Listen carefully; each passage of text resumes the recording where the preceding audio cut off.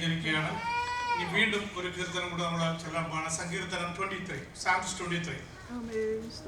വളരെ മനോഹരമായ ഒരു സങ്കീർത്തനമാണ്. നമുക്കെല്ലാം കാണാതറിയാം. അതുകൊണ്ട് ആരും ബൈബിൾ തുറക്കാതിരിക്കരുത്. നമുക്ക് തന്നെ വായിക്കണം. വാക്യമായിട്ട് വായിക്കാം. എന്നിട്ട് അവസാനത്തെ 2 വാക്യങ്ങൾ ഒന്നിച്ച് വായിക്കാം. സാംസ് 23. യഹോവ എൻ്റെ ഇടയനാകുന്നു, എനിക്ക് മുട്ടുണ്ടാകുകയില്ല.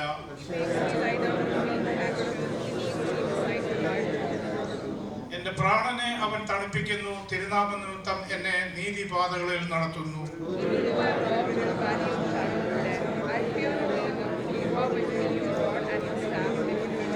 എന്റെ ശത്രുക്കൾക്കാകെ നീ എനിക്ക് വിരുന്നൊരുക്കുന്നു, എന്റെ തലയെ എണ്ണ കൊണ്ട് അഭിഷേകം ചെയ്യുന്നു, എന്റെ പാനപാത്രവും നിറഞ്ഞു കവിയുന്നു.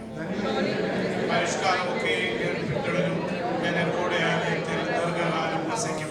ആ നിശ്ചയമുള്ള രണ്ടും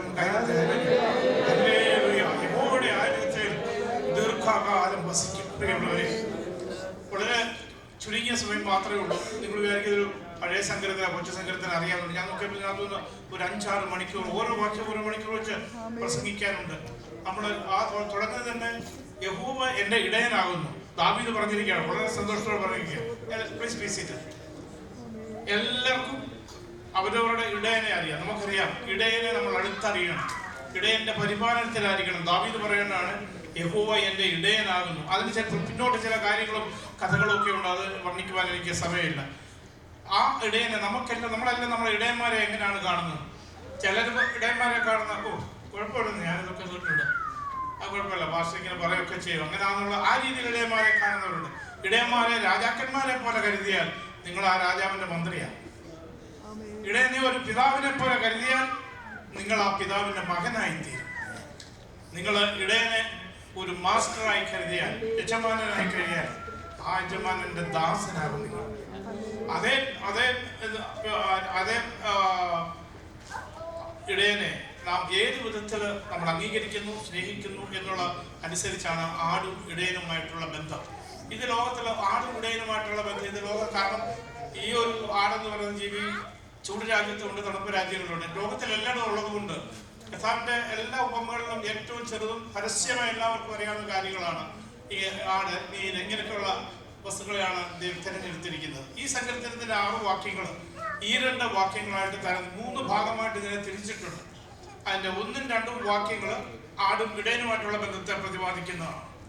എന്നാൽ 3ഉം 4ഉം ഒരു യാത്രക്കാരനും വഴിപോക്കനും എന്നുള്ള രീതിയിലാണ് ചിത്രീകരിക്കുന്നത്. ആ 5ഉം 6ഉം വാക്യങ്ങൾ ഒരു അതിഥിയും ആതിഥേയനുമായിട്ടുള്ള ആ ഒരു സംഭാഷണമാണ് അവിടെ കൊടുത്തിരിക്കുന്നത്. ഇവിടെ ദാവീദ് പറയുന്നു യഹോവ എൻ്റെ ഇടയൻ ആകുന്നു. ദാവീദിന് അത് ഉറച്ചു പറയുവാൻ അനവധി കാര്യങ്ങളുണ്ട്.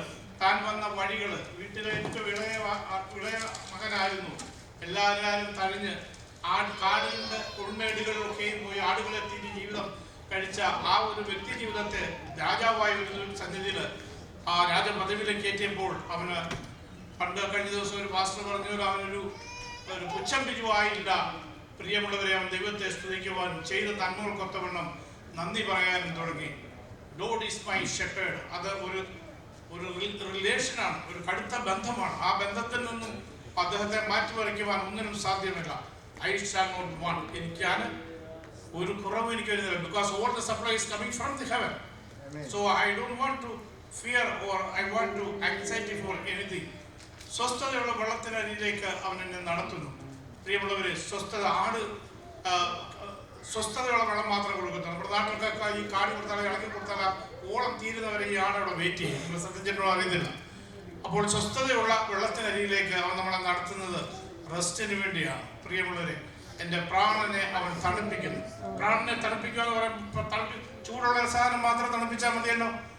അപ്പോൾ തണുപ്പിക്കുമ്പോൾ നമ്മുടെ പ്രാണൻ വേദനയിൽ പെടുക്കിടയുന്ന അവസരങ്ങൾ, വേദനകളെ, വ്യഥകളെ, കഷ്ടങ്ങളെ, പ്രയാസങ്ങളെ, ദുരിതങ്ങളെ, ദുഃഖങ്ങളെ ഒക്കെ വന്ന് മതി മടുത്തു എന്ന് പറയുന്ന അവസാന നിമിഷം അവൻ നമ്മളെ തണുപ്പിക്കുന്നു. പ്രിയമുള്ളവരെ, നിനക്ക് കൂരിൽ താഴ്വരയിൽ കൂടി നടന്നാലും നിനക്ക് ഒരു അനർത്ഥവും സംഭവിക്കുകയില്ല. കൂരിലിന്റെ താഴ്വരയിൽ കൂടി കടക്കാത്തവരാരും കൂടിയില്ല.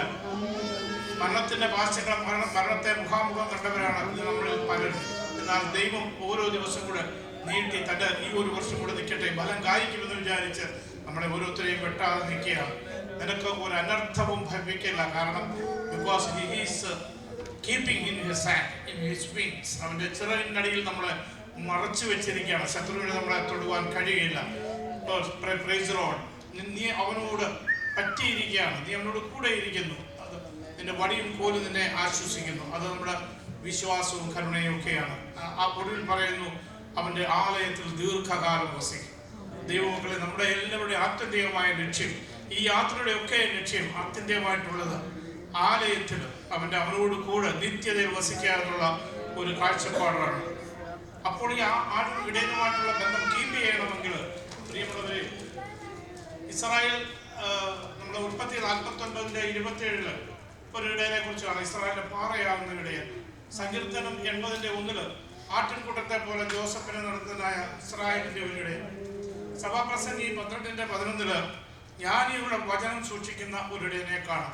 യെശയ്യാവ് 40:11 ഒരു ഇടയനെ പോലെ താൻ ആട്ടിൻകൂട്ടത്തെ മേയ്ക്കുകയും കുഞ്ഞാടുകളെ ഭുജത്തിലേറ്റുകയും മാറോടണയ്ക്കുകയും ചെയ്യുന്ന ഒരു ഇടയനെ കാണാം. നമ്മുടെ കഷ്ടത്തില്, പ്രയാസത്തില്, വേദനയിലൊക്കെ നാം എന്ത് ചെയ്യണമെന്ന് പറയുമ്പോൾ നല്ലവനായ ഇടയൻ അവൻ ആടുകൾ, അപ്പോൾ ഇടയൻ ചെയ്യേണ്ട ചില കാര്യങ്ങളുണ്ട്. ഇടയൻ ഈ ബന്ധം കീപ്പ് ചെയ്യണമെങ്കിൽ ഇടയൻ പൂർണ്ണമായിട്ടും ആടുകളെ പരിപാലിക്കുന്നവരായിരിക്കണം. ആടുകളും അതുപോലെ ഇടയന്റെ ശബ്ദം കേട്ട് കഴിഞ്ഞാൽ ഉടനെ തിരിച്ചറിയുന്നവരായിരിക്കണം. അങ്ങനെയാണ് ആടും ഇടയനുമായിട്ടുള്ള ബന്ധങ്ങൾ ക്രമീകരിക്കുന്നത്.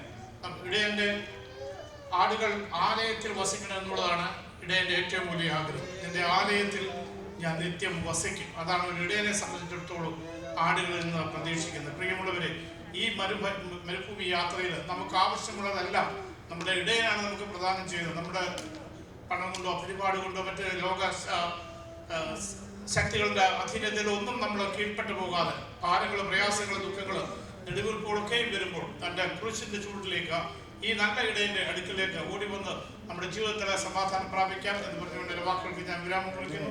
Thank you. God bless you.